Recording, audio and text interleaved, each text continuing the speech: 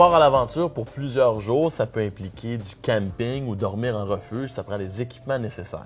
Différents éléments, si on parle des matelas ou des sacs de couchage, c'est ça qui va nous permettre d'avoir une bonne nuit de récupération. Il y a plusieurs éléments. Là. En refuge, exemple, sur la haute route en Suisse, c'est très luxueux. Ça peut paraître particulier, mais il y a tout ce qu'il faut. Ça ne vaut pas la peine de transporter tout ça. Je pense que l'élément le plus important, c'est une espèce de doublure pour des raisons aussi d'hygiène. La doublure, ce qu'elle va faire, c'est qu'on va la traîner donc, dans notre sac de refuge en refuge. C'est ça qui va être nos draps. On les appelle les draps d'auberge. Donc, ils ont la propriété donc, de nous donner un petit peu de chaleur aussi. Et dans certains cas, d'augmenter la température du lit ou du sac de couchage. Maintenant, quand on parle de vrai camping, si c'est un refuge beaucoup plus rudimentaire ou carrément sous la tente dans la neige, là, ça prend les matelas et les sacs de couchage appropriés qu'on va transporter avec nous. Oui, les sacs de couchage sont en diverses fibres. Ils vont varier de moins 15 à moins 40 degrés Celsius. Donc ça dépend de l'aventure dans laquelle on se lance. Les matelas de sol, ils se passent à différents niveaux. Donc, il y a des matelas de sol qui sont un petit peu plus orientés vers l'isolation puis de couper l'humidité. Il y en a d'autres qui vont être un petit peu plus axés vers l'aspect confort. Donc, ça va être des matelas autogonflants. Donc, c'est de l'air qui est à l'intérieur qui nous donne de 1,5 à 3 pouces de confort. Très important, surtout dans des conditions que j'appelle plus extrêmes. Exemple, on était en Argentine, on couchait carrément sur un sol de béton, très froid, très humide et inconfortable. Alors, c'est important d'avoir peut-être même les deux pour dormir.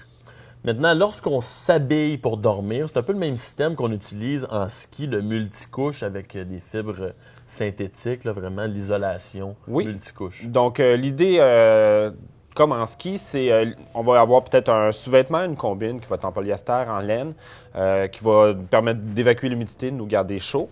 Et ensuite de ça, on peut varier avec du polar, avec des fibres synthétiques pour augmenter notre chaleur. Moi, le truc que j'ai découvert avec les essais et erreurs, c'est de ne pas trop s'habiller chaudement quand on va au lit.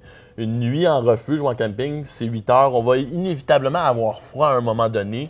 Donc, il faut être capable d'ajouter des couches pour avoir une perception de chaleur, puis peut-être se réendormir d'une certaine façon. Oui, de s'adapter à la température. Ouais.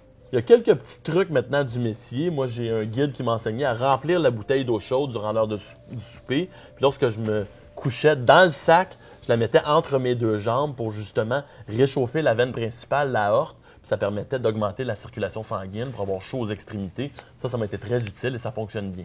Oui, l'autre avantage qu'il y a avec la bouteille, c'est de pouvoir s'hydrater tout au long de la nuit. Un truc aussi, c'est de garder les chaussons des bottes qui vont être mouillés de la journée.